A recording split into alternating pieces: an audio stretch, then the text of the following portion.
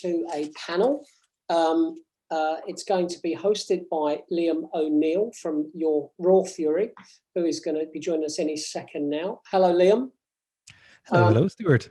Hello. Raw Fury are a digital games publisher specializing in indie games, largely, grown to prominence over the last 2 or 3 years. You're going to talk about how to spot a bad publishing deal, which sounds very interesting. I'm going to drop out now and let you introduce your panelists. So good luck and crack on. Thank you. Excellent. Thanks so much, Stuart.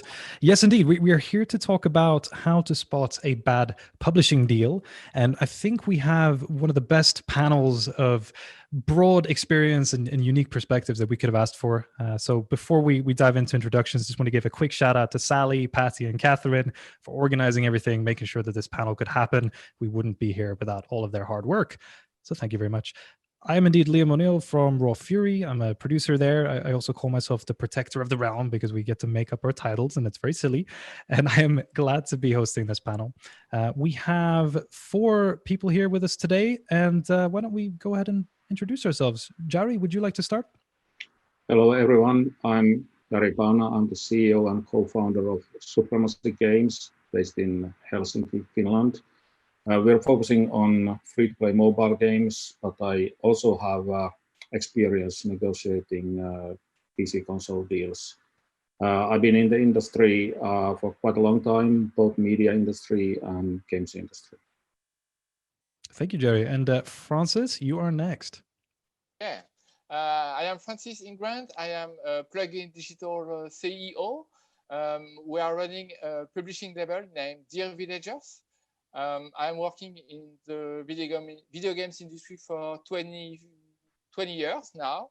And Dear Villagers is focused to publish 5 to 6 PC console premium games a year. So we are really picky and really focused on some titles only.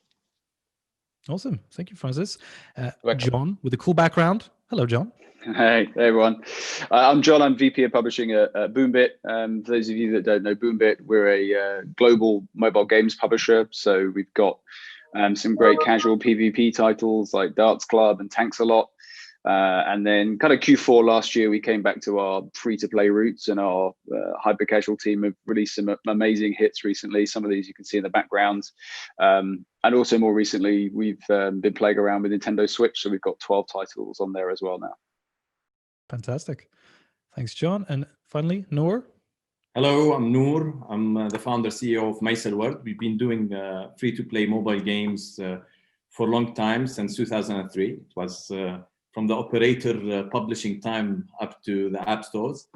We have offices based in Amman, Jordan, and we do casual games, there, board games. And we have another studio in Leamington Spa in the UK, where we produce hyper-casual games. Lovely. Well, thank you so much, everybody, for joining this panel. We're going to be talking about how to spot a bad publishing deal today. But before we get into that, I think there are 2 other things we need to do. First of all, I'd like to take some time just to define what a publisher is and why you might want to work with one. And then I want to talk a little bit about what to expect from a normal publishing contract. Publishing contracts, there's a wide range of things you can expect there, but we want to try and find some common denominators just so that we're all on the same page about what a publishing contract is and why it may look the way it looks. Then we'll cover the main topic and why we're here. And of course, if anyone has any questions, feel free to drop them in the chat as we go along. We'll also do a fixed little Q&A sesh at the end as well. All right, so what is a publisher and why might you want to work with one? Francis, would you like to start this one? Sure. I think publisher must be a partner. For me, a publishing deal is a partnership deal.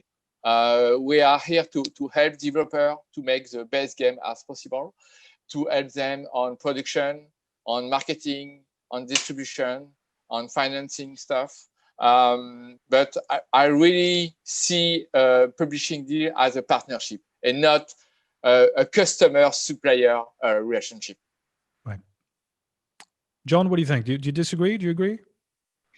No, I think that's a great summary. You know, our goal together is quite simply to develop, build, produce a publishable game, right? And to complement each other, because there's going to be some things that the developer is very good at, and our role as a publisher is to fill in the gaps of, you know, the kind of skills that they need extra help with, whether it's BI or analytics, A/B testing. And then also the sort of more classical publisher role around sort of, you know, user acquisition, monetization, ASO, etc. But yeah, I completely agree. It should be a partnership for sure. It's not a you know, it's not that one is more important than the other, and one can't exist without the other. Okay, what do you think, Jari?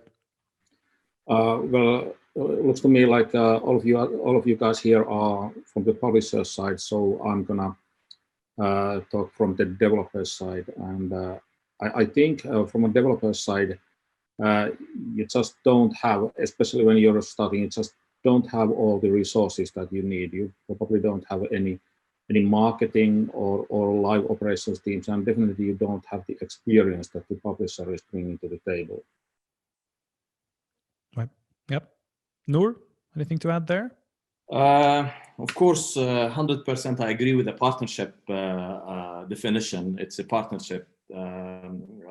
It all depends on the focus. So the answer is focus by end of the day, and relates to your mission and, you know, your vision as a studio, as a mobile game studio.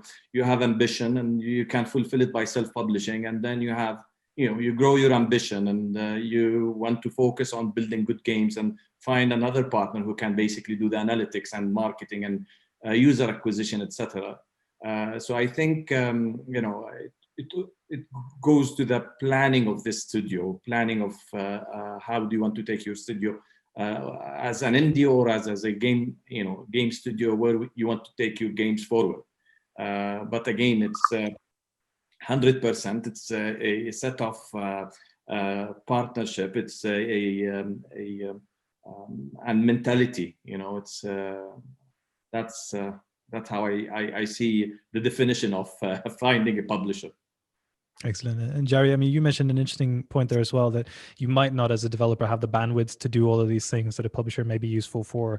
Would you is there any particular example you would want to give as to why you might need a publisher versus things that maybe you wouldn't need a publisher for? When it comes to mobile games, you definitely need to scale the game up if you're lucky enough that the KPIs are good enough, and you probably don't have the expertise, you don't have the personnel, and you don't have the funds for it. Of course, you might have the possibility of building a department of your own, but it just might take too long or be too expensive. Okay.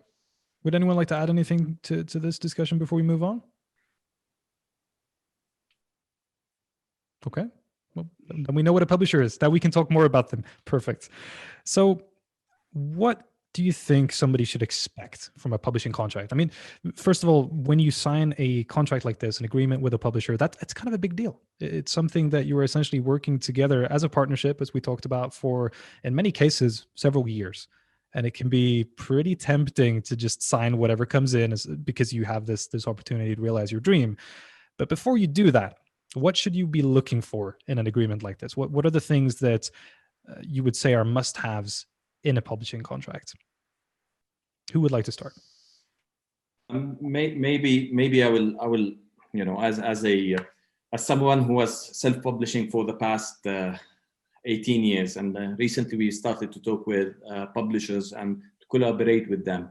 I think that, you know, the best is to start with, you know, contracts are contracts, a piece of paper that you sign and you put aside, protect you, that's correct, has legal framework, that's perfect. But I always, I advise myself and fellow indie developers who I work with, don't waste your energy a lot on this piece of paper. I think there should be, first step when signing or finding contracts is the positivity. Finding the positive partner, finding the positive publisher. And this basically can be highlighted with communication.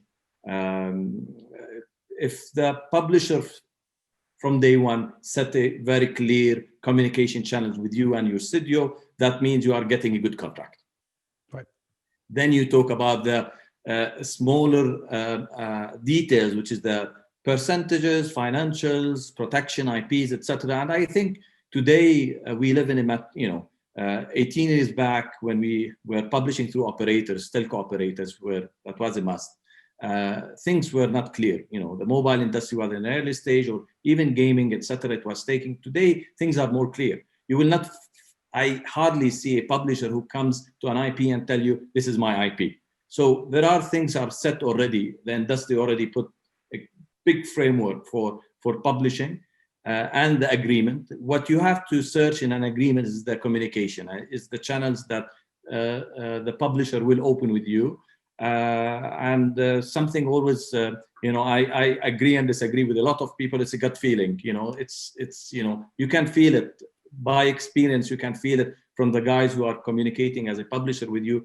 They want your success, or that they just being Draculas and they want to take your blood, so that's. Yeah, never sign a contract in blood, people. Let's be clear about that. Jon, what do you think? You agree with Nour? Yeah, I mean, for me, I think, look, we all want to enter these agreements into good faith, and there's lots of discussions. But for me, the contract is really, really important, right? And there's going to be lots of clauses that you need to look out for. But for me, it should be discussional, right? I think there are some things in a contract that are non-negotiable, depending on tax laws, etc. But there's a lot of things that should be. So you've got things that are game related, so questions around ownership of IP, as an example, or rights of first refusal on sequels. I think timeframes are really important to lock down. The obvious one, length of the contract, but for me, it's good to have written down things like the approval process, like how it works, cancellation clause. We never set out for that to happen, but I think a mutual cancellation clause is also fair. And also a renewal clause, bonus payments. Again, they need to be really clear. If it's mobile games, again, don't assume, but does it apply to both iOS and Android? Is it worldwide? Are there any KPIs? So for me, the contract process, don't assume there is a standard contract. And always, I mean, now it's a great thing. There's so many sort of legal services available, but always make sure you have a lawyer read through the contract, because there are, so many clauses in there. And I find myself advising studios, even though it's legally have to be careful, but trying to advise them to make sure they have read the contract and that they really understand everything, because a lot of it is, I work in mobile games and I have, our internal and external legal teams, and I still don't understand some of the things that are being discussed. So making sure that you really understand everything you are signing up to in the contract, so then you can confidently start your publishing relationship knowing that there's going to be no nasty surprises. You should never hear, oh, but I didn't sign up to that. And the response is, well, you did, it's in the contract. So you want to avoid that scenario. Absolutely. Francis, what do you think? Yeah, I think before to talk about a contract, developer has to check and to get information about publisher first, because word of mouth is very important, and it's very important to trust publisher before to move on the contract. So I think it's good to get information from other developer before to move on, just to know what you can expect. Because contract, for me, a contract is really useful when things are wrong. If not, you don't need a contract. Contract is here to help when stuff are not very, very good. So first thing, and I follow Jon to say you need help to negotiate a contract, not to negotiate classic revenue share, IP stuff, etc. More to check legal lines, legal stuff. We are working on premium games. All stuff about music, for instance, are very tricky. Music rights in Europe or in US are very different. So just to be sure to have the right to use music in your game, to have you will have the right to sell music on Steam, etc. You have to check everything, and you really need help for this kind of stuff. And what is important at the end is, as I said, trust, and you need to know what you want from the contract, and you have to be focused on 1, 2, 3 major points, very important for you, like maybe keep the IP or I don't know what, and you have to defend this point and be ready to be more flexible on other points. You can't get everything you want in a contract.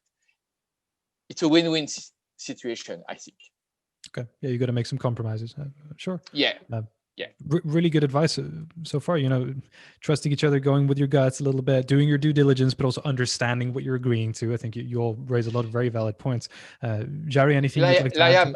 Liam, a contract, sorry, it's worse than a wedding, because it's at least 5 years. It's really like hard to break it. So you have to be sure. That's true. That's true. Very good point. I mean, you're going to work together every single day. You got to like each other. That's a big one. Jari, anything you'd like to add to this? Yes, I would definitely say that even if the publisher or the guys there seem to be really good guys, and you have a feel-good feeling about them, the first thing you need to do is to call your lawyer and let him or her read the agreement, because it's guaranteed that you don't understand everything that's there, and maybe you're super eager to sign it because it's your first game or it's your baby, but you need to think about what happens after that. You need to think about all of the moves that are coming after that, because there are sometimes some nasty surprises when it comes to the sequels or your next game or your IP ownership. So definitely it's not cheap, but it's worth it. Absolutely. No, I completely agree. It's one of the things we do as a publisher as well, is whenever we have a contract negotiation, we actually offer basically a no strings attached legal compensation. So we pay for the developers to go speak with a completely unbiased lawyer and get the contract reviewed. And it's really quite crucial to us for the same reason. Now, I think we're ready to start tackling the big topic at hand. And by the way, I've seen there are a couple questions in chat. We're going to get to those as well. Francis, you already answered 2 of them. That's awesome, but we'll get some more perspectives on them as well. Keep the questions coming. We still have some time. How do we spot a bad publishing deal? There's a lot that goes into this. This is a big topic. We could say a lot of things about what a good versus a bad publishing contract would look like, but I want to start with one sometimes controversial topic. We've mentioned it a little bit, and it's IP. What do you think, guys? Is the IP ever on the table for negotiation, or is that something that every developer should simply hold near and dear and never be willing to give away? What do you think? Just if I'm talking about Dear Villagers, we are on the way to sign co-production deals. So if we are on a co-production contract, I think it's normal to not taking the IP. If I have to finance 100% of the game and on a project, then maybe I can ask for the IP. But if not, for me, it's totally normal to let the IP to the developer. Right. Nour, what do you think? Is IP negotiable? IP is our life as game studio. So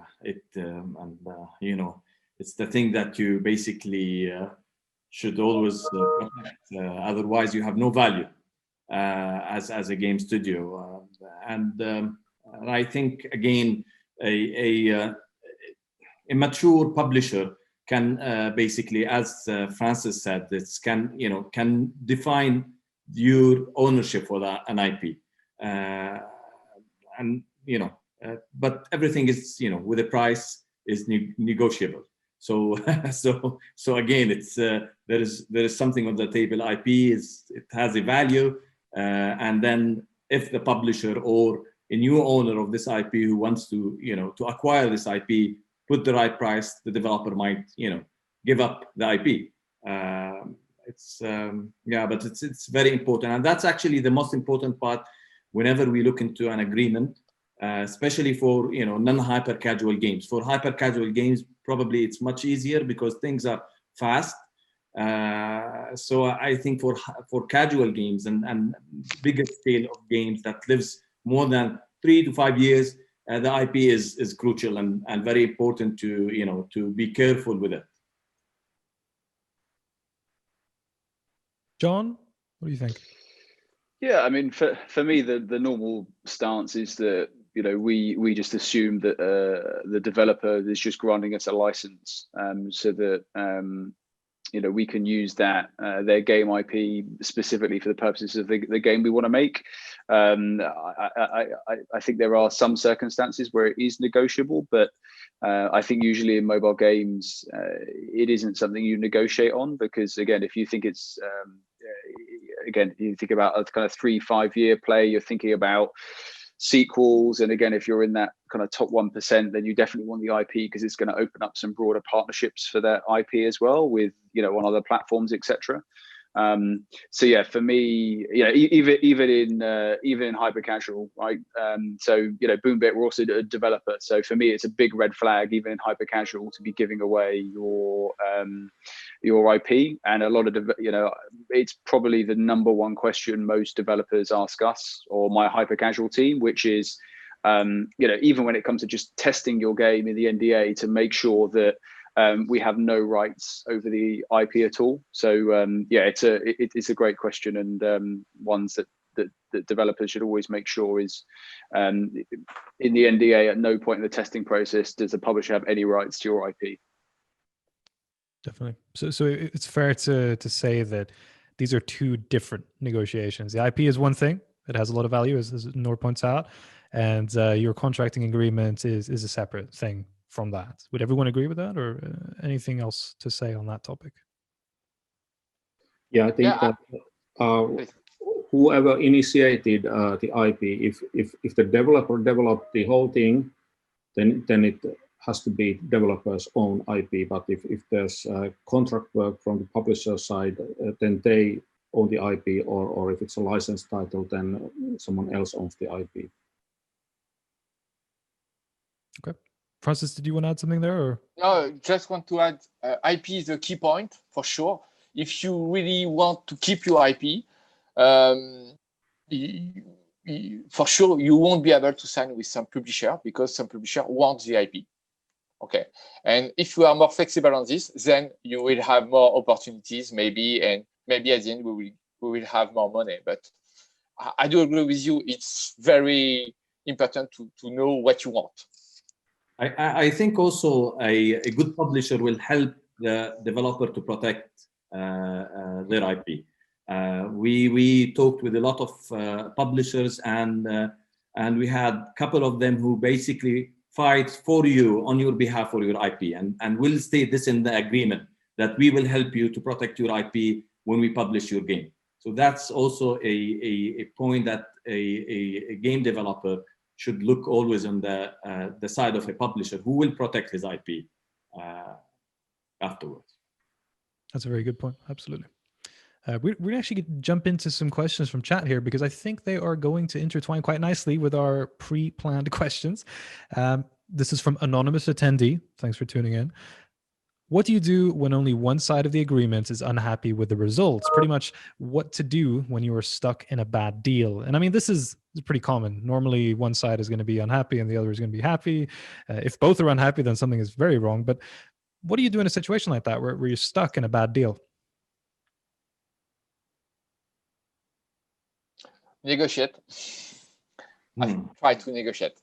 Yeah, it's like a football player who plays with a team, and suddenly they don't want to continue with the same team. So there will be a negotiation with another publisher, and you have to negotiate, see how you can transfer yourself to another publisher, or get back yourself to do self-publishing, whatever. Yes, negotiation. I agree. Yeah, or if you want to divorce, you have to negotiate. The same. True. Absolutely. And this is also like what we were talking about before. Make sure you know what you're signing to begin with, so you don't end up in a situation where 6 months, 9 months down the line, you're like, oops, didn't think about this thing. So really be careful about what you sign. It's a really good point. you can protect yourself with the maximum, get the best lawyer, sign the best protection for your IPs, financials, etc. But there will be always a small hole somewhere in the agreement that you might clash with your partner, and like in normal life with anything you do, whatever, there's no 100% protection. You do your best, but you try the best for your agreement. Again, it goes, if the first point I said, in if you don't trust and start with a positive intention, you will end by just suspecting if your partner is doing the right thing or not, and you will never develop a second or third or fifth game with your publisher. So I think you should basically start, forget about if you think your partner, your publisher is greedy or he's not doing his job, etc. You will end by you losing time, getting into court, etc., etc. So again, negotiation, trust, and just go forward. And that's good advice for life. That's good. So there's another question here from anonymous attendee. I don't know if it's the same one. They might be unrelated, but the question here, it's a pretty big one, and I think it ties together to something I really wanted to talk about today, which is why don't developers make a standard template contract that is fair, and all the publishers will adopt that and can negotiate changes regarding rev share, IP, contract length, etc. This is a tricky one because it would obviously mean that everyone has to agree what a fair agreement looks like. And there's obviously the question that comes up then is, well, are all publishers the same? Do they all offer the same things? Is a certain publisher better at a certain thing than another one? It opens up a lot of questions. So I think what I want to get to here is, what is it that we should look out for in terms of differences between agreements with publishers? What do you think, Jari? Well, I think the IP is one thing, and it's the next game. That's another thing that's super important. And things like are abnormal. What if you sign a deal with the publisher, but the publisher doesn't actually release it? What happens then?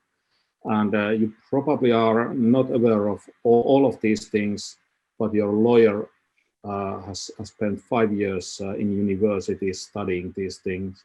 So that's why he or she would be able to spot abnormal instances like that.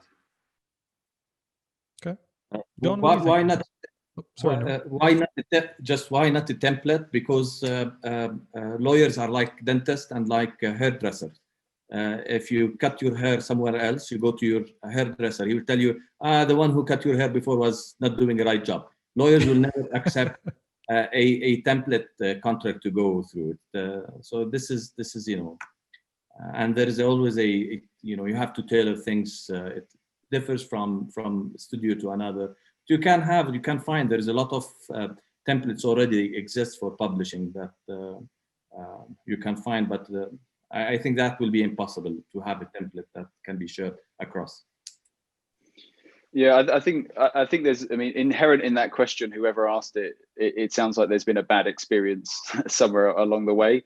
For us, we actually have, by genre, we do have a standard contract template that once we sign an NDA, we'll happily share. We're a publicly listed company, so we're just not able to hide things that maybe some other companies can that are non-public. So we actually have a standard template, and I think a lot of people are surprised working with us at how flexible we are on pretty much everything, bar, as I mentioned earlier, just some specific like taxation clauses that you can't change. But yeah, I think you just mentioned it, Liam. Again, you're assuming in that question that the value of every publisher is equal. And I think Francis mentioned at the start as well, I really agree with, well, each publisher may have a slightly different skill set or focus on game genre or tools. And then, how do you value the tools that they bring versus what, another publisher's bringing? So that, those things, that's when it really does become a negotiation in terms of, who's bringing what to the party. So yeah, I think as much as I love the concept of it, like in reality, the practicality of having a standard publishing template is a challenge. But that doesn't mean that like full transparency shouldn't be like mandated, right? You should, if there's things like that haven't been discussed at the commercial stage that your lawyer is bringing up, then that's a bit of a red flag, right? Fair enough, if it's some legal jargon, fine. But yeah, I mean, I don't think we'll ever see a point where there's just this, like there are in like investment documents, there's like standard like pre-seed, SEIS, or in each country there's these just standard investment documents. I don't think we'll see that in publishing. All right. So we're slowly running out of time. We got our start a little bit late, so I'm not sure how much time we have left, to be honest. But I think we're good for about 5 more minutes at least. Correct me if I'm wrong, somebody in organizational chat.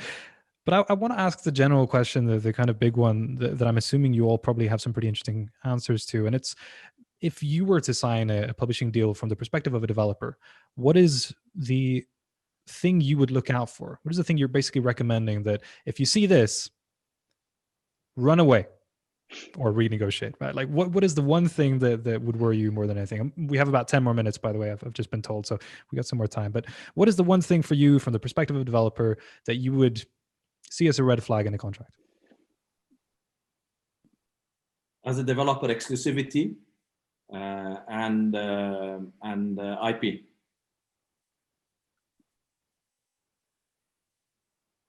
And I would add that think about the power structure between you as a developer and the publisher.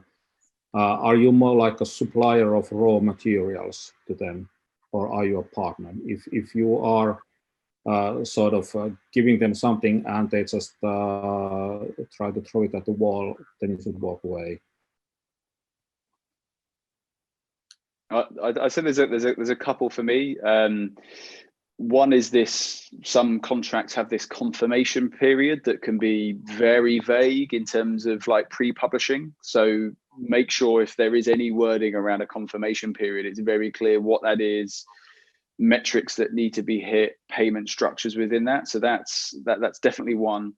And then I think any clause that automatically gives the publisher the right of first refusal on not just sequels, but some of these clauses are so onerous that they actually extend to any other studios that you have a majority stake in. So I would definitely watch out for those two. Francis, anything from you?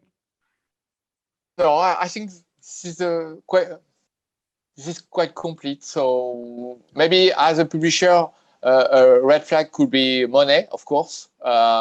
If we discuss about a certain amount of money and in the contract they want to add more, it's not a good sign to renegotiate during contract phase. But for the rest, I do agree with you guys. Okay, so I'm gonna ask you guys one more question, then we'll do a few more from chat if we have time. I know one of the big topics that people ask a lot is about percentages.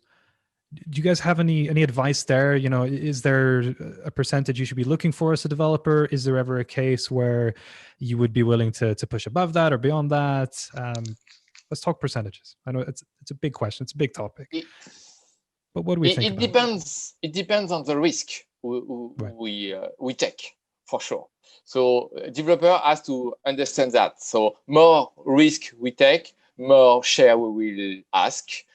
From our side, in general, we are between 30 to 50%, because I consider more than 50% would not be fair to the developer. But we are on PC console premium business. I am not on free-to-play business. I am not on ultra casual, etc. So it depends on sort of business.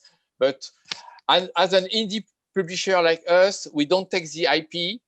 I think 30 to 50 is fair. 30 to 50. Yeah. Yeah. Anyone disagree with that? No, I think the key word Francis just said is risk, right? So certainly in other game genres, like idle, casual, merge, certainly hyper casual, it's not just about rev share or net profit. There's other deal or elements of the deal that we'll factor in. So things like the minimum guarantee or paying upfront development costs, like there will be a number there that we take into account. We've already mentioned resource, so a lot of casual game studios or PvP games, they're coming to us because they need support when it comes to like BI, and someone mentioned live ops earlier. So again, we need to factor that in. So whilst again, I completely agree with Francis' sentiment. I think it should be very fair, and things like 80-20 are really onerous. But you need to factor in the other elements that are important to the developer as well. And then we'll have a discussion on those elements and look at the percentage in that context.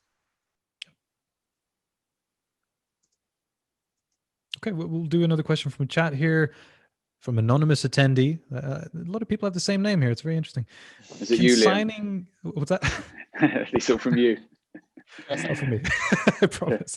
Can signing only an NDA with publishers put your IP at risk? It's a very specific question. John, you've answered this in chat already. You say it depends what is written in the NDA. Would you like to elaborate on that? So I hear this a lot, specifically from our hyper casual team. So yes, you need to read the NDA, okay? Just like as you would read a contract, because those NDAs can be just as onerous as the contract, right? They can restrict your rights on being able to retest that. And they can claim right over your IP. So you really need to, and you should not be signing NDA that says anything other than you just have the right to test this game for the purposes of X, Y, and Z. You have no rights over IP. There's no restrictions over them not being able to test this game with another publisher. So yeah, 100% you need to read the NDA. Don't just blindly sign it because you get excited. Absolutely. Another one from anonymous attendee. Can the Indie Game Dev Association rate publishers based on contract fairness? It's a really interesting question. What do you think, Nour? Could the IGDA rate publisher fairness for contracts?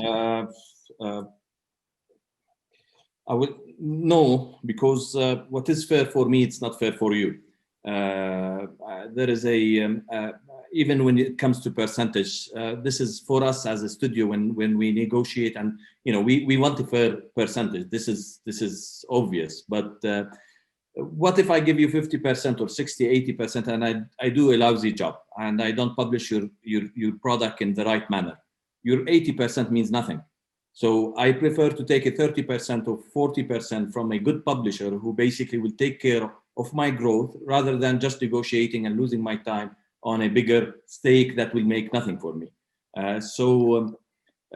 Rating, I believe in the community, as I think early we said, I believe in the community. We communicate a lot as game studios. You can hear feedback from other studios about a certain publisher. You have to do your due diligence, look into, you can find a lot of answers about publishers today through game developers themselves, through the community.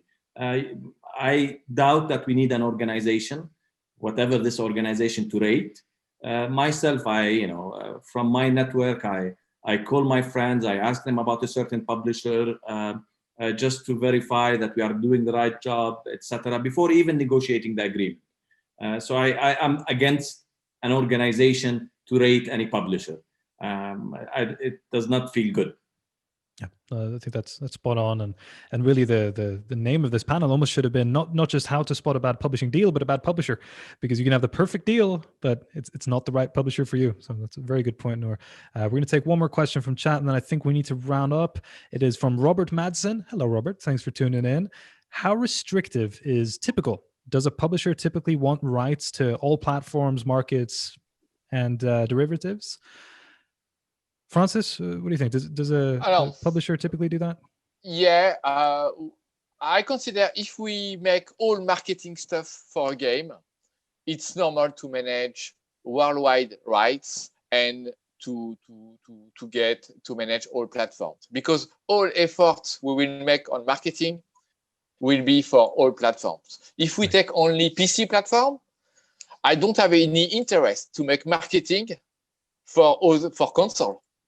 So I think a good publisher needs to manage everything in terms of markets and platform. Especially we have a an office in China, at Shanghai.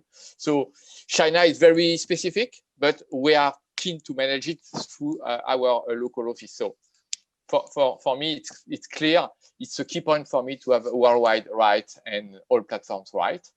For derivative, it's like IP. It's more open. As far as I don't have the IP, I am fine to not take derivative stuff. Okay. Anyone else want to add to that question, or do we all agree? I would just respond to that. Again, being a developer as well is just to make sure that whatever the publisher is agreeing to, so if it's worldwide, that you get paid on worldwide. I see too many of these bonus schemes that then say, oh yeah, but you're only going to get paid on, you know, iOS, Android in like US, Japan, and China, for argument's sake. And it's like, well, that doesn't make any sense. You're publishing my game worldwide. Why are you now restricting a whole bunch of markets? So I just make sure from the developer perspective that any of these restrictions are clear and reciprocal. Absolutely. So Stuart has just showed up, which means he probably wants to say something, but I would like to ask, could we do maybe a final few words from each of the gentlemen before we round up? Yeah, do we have please time? carry on. Yeah. Okay, sorry, Stuart. So let's do that. We got 2 more minutes. Anything you want to say to folks watching, tuning in? Jari, anything you want to say to the people watching? Yeah, read the agreement, hire a lawyer, and call people who have been dealing with the publisher before. Good advice. Francis? Myself, I will say, don't look for a publisher if you want just a user acquisition savior, someone. Sign a publisher if you want to grow, and not if you want user acquisition, go and take a loan from the bank. Okay. I would say one word is trust. Choose a publisher you trust in. It's very important. Jon? Yeah, for me, the one thing we haven't mentioned, we've spoken about lawyers a lot. The other thing you need is a good accountant, because there's a lot of complicated tax issues that can come up in some of these more complex deals. So make sure you also have a very good accountant. Lovely. So in summary, make sure that you're working with somebody you trust. Do your due diligence. Don't sign anything you don't understand, and make sure that somebody can come in and help you understand that. And it's a lot to take in when signing an agreement with a partner. It's like a marriage, I believe it was Francis who said. So think about it and be careful. Thanks so much, Jari, Francis, Jon, and Nour for joining this panel. It's been fantastic to talk with you all. Lots of great insights. And thank you, Stuart. Over to you now, I believe. Thank you, everybody. Really excellent session. Nobody watching this has got any excuses now if they sign a bad deal. And I think one of the best pieces of advice was the one on the NDA. Very easily forgotten and just signed because people think we're all the same. So there was a lot of excellent advice in there. Thank you very much, Liam, Jari, Francis, Jon, and Nour.